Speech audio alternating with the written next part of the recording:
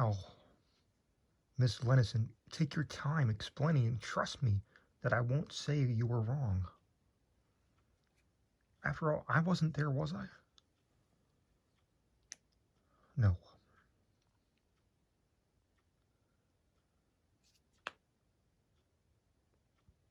Even if you were a judge of the Supreme Court, you're just the one psychiatrist who I feel wouldn't treat me like a blasted loony as a result. I've been laying on this very leather couch without looking you in the eyes, like I'm starting to even hear your voice now, Dr. Wentley. I'm getting tense thinking about the subject. Well, that could turn out to be a good thing, because if you mean that, you trust me this much, and I believe you. My voice that you can hear only sounds so sensible.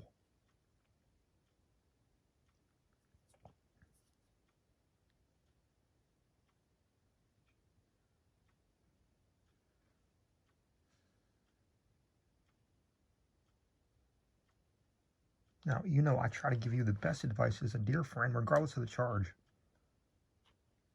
The lady he knew well as an acquaintance, and who had consulted him about quite a number of things, had alarmingly found a tense situation that had made that very leather couch radiate, as though with a tractor beam this day, and she needed to be discussing a matter so much.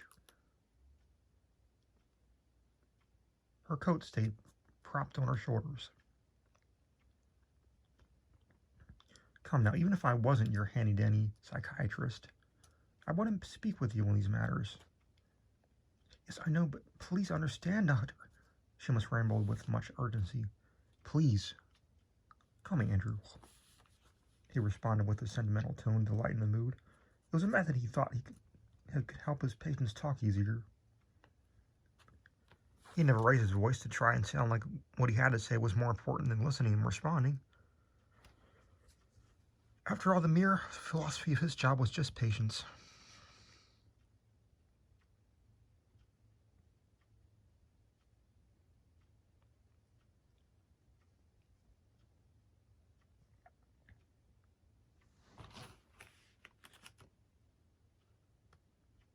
It was never thunder that made grass and plants grow.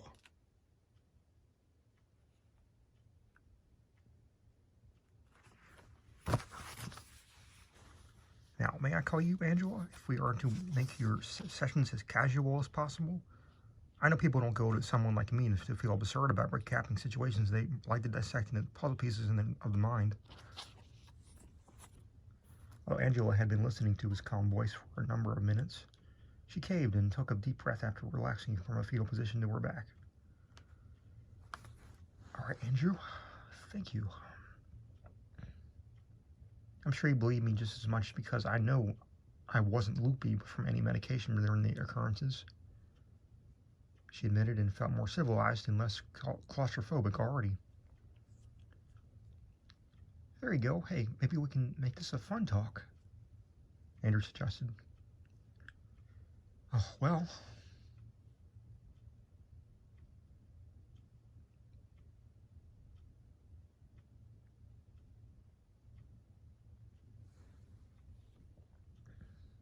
Fun for you?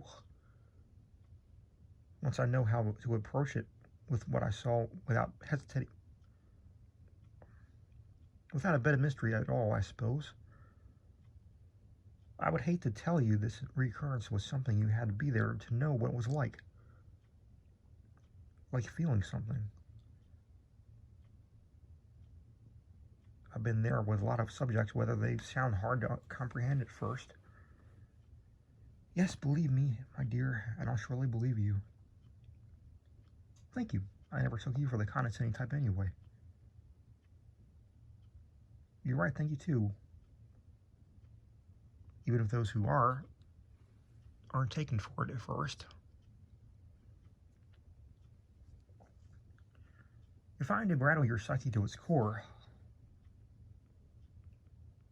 I'll do it with caution and care.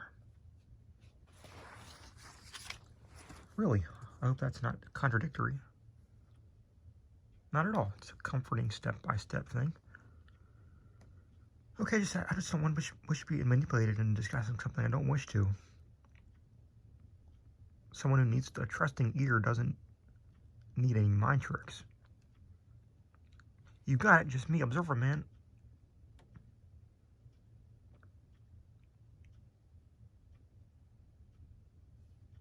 Able to observe observations up observations in a single bound, he joked. No giggle or response noticeably from her, understandably, before she started this lady's story of experience. After having heard weird tales, he eventually had, by this point, learned to wait for a patient to attempt a jest at an observation, if not condescending on their own. It was a defense mechanism. Now, dear, just take your time explaining. Yeah, speaking of time, how do I know you won't interrupt at the peak and say my session is up?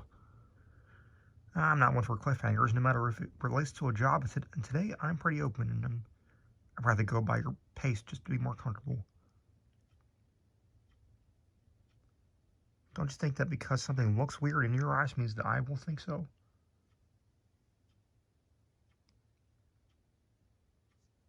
Andrew briefly thought of this made him sound a bit like he could have ended up a scientist or a theoretical physicist if he didn't think they were the same thing. Instead of guiding when he was still searching as well.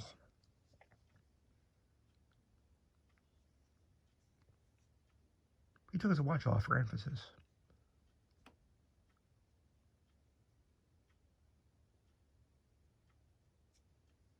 Angela gently rubbed her eyes and proclaimed, I could have sworn on my back deck I spotted a cat. A white one. It had turquoise eyes and it had been appeared from nowhere. She did not speak for the next moment, and Andrew thought, this cat? Did it hiss at you or something? Did it jump off a roof?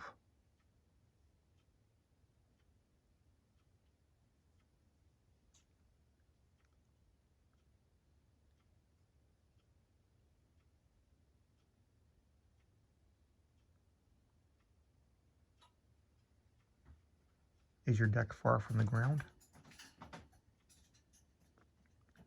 There he goes again. Too many questions at once.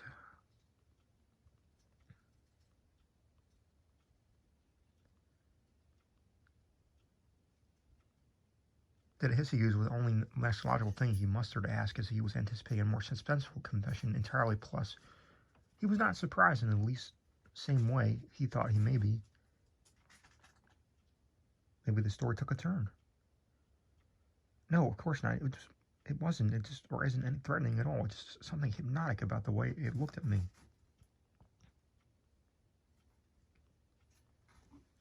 There was a pause about the room. Well, I must say that I am not an animal trainer or a cat whisperer or anything. You can just tell me what happened next. Did this cat leap off of the deck?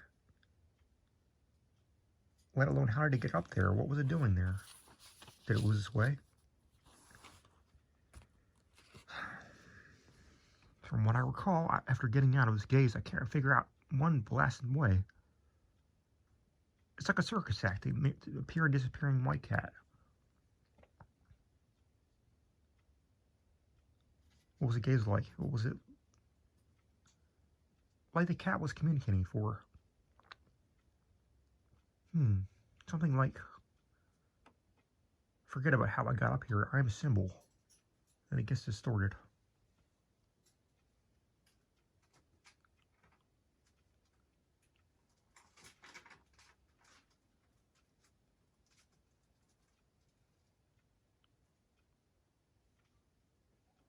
Like rain on glass.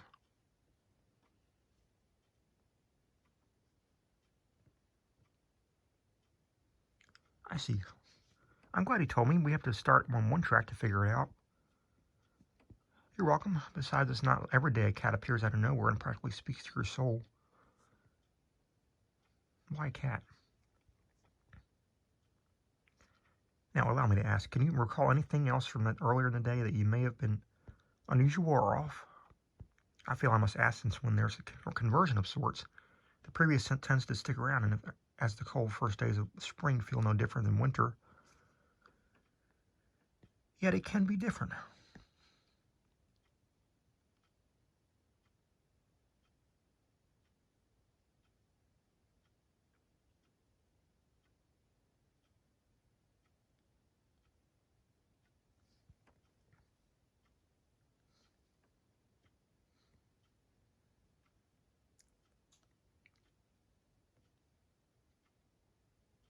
I might as well write his prescription of a full bloom rose or tulip on snow when, say, they weren't your season.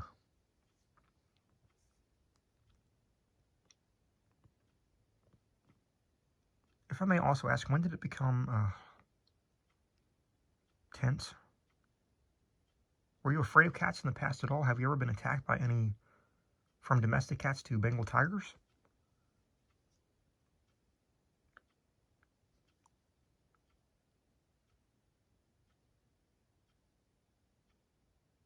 And your paw, so should you really think and wonder if it was a joke or not?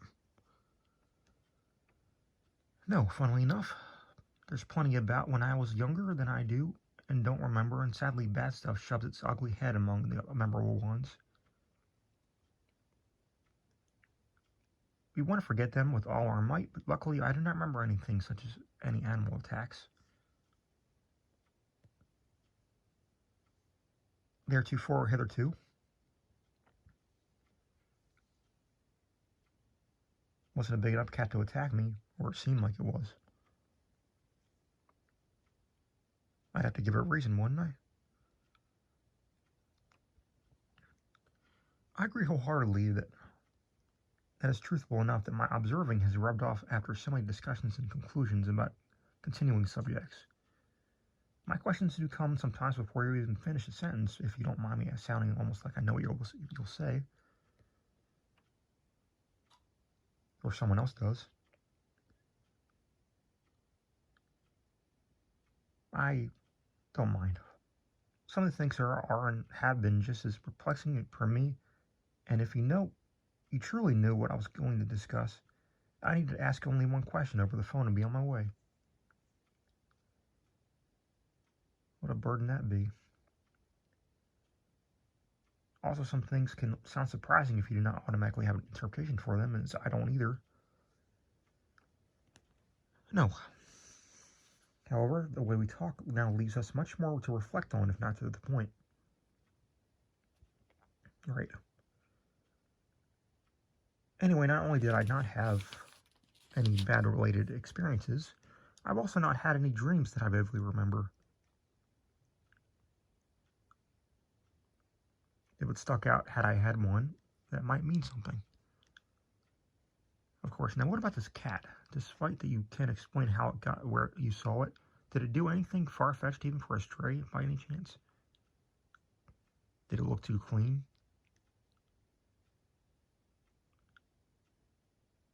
Do I even need to say it didn't grin ear from ear to call me mad? Come on, you know what I mean. He sighed. Right after the blue eyes gazed down the more specific details. Fine, sarcasm aside, I looked around and even at the roof and figured it might have come up from there, and figured further it was potentially a neighbor's. According to a friendly behavior, I picked it up after petting its fur, which was quite fine and silky and like chinchilla fur, and took it inside to watch over it until I could find out where it came from, since I'd always adored something about such cats. That is sweet, however. I already find it a little odd that it didn't object to being taken inside if it were an outdoor cat.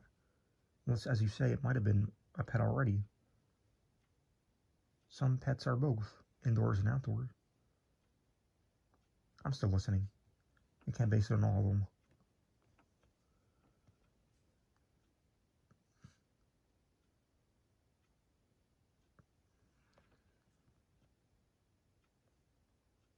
Silence for a few moments. Worthy of Mississippi. 2 Mississippi, 3 Mississippi. It was so absolutely pure white, the whitest you could ever possibly imagine, like stark purebred. You could put your hand through it. If I'd known for sure it belonged to someone, if I just made sure it was returned to its owner after its obvious departure of acquaintance from them, that is a civil thing to do. If it had a tag. Did what you make...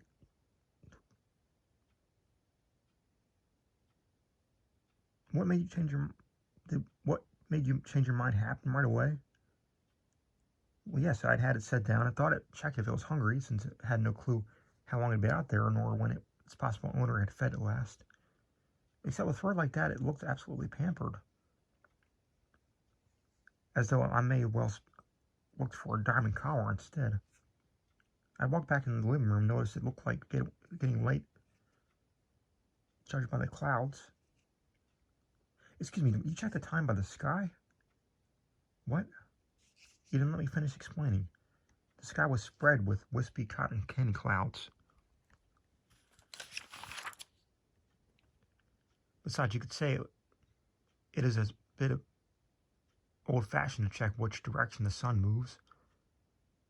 Not like I consult a sundial. Moving on, after looking at the sky, I checked the road and saw a different cat. Also white, and connected this was either the offspring or the mother, and decided to take it outside again. I was surprised to see a second one also outside and white as well, like 2 separated rabbits instead of cats.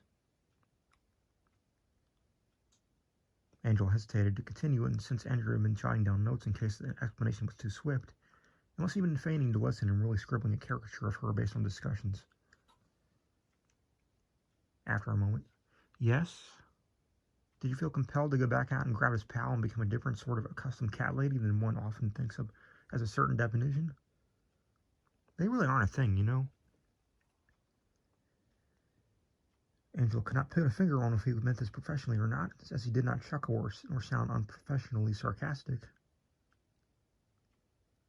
She quickly decided he meant it. Well, of course not. All animal people know how 2 cats can behave if one has the other already claimed an environment at their own. But moments after I take it in, it was not about to allow a random act of thoughtlessness after one kindness backfire. Wise, then, to save yourself the sake of any trouble in case also, especially if they happen to belong to one another without a tag or collar. Like you already said.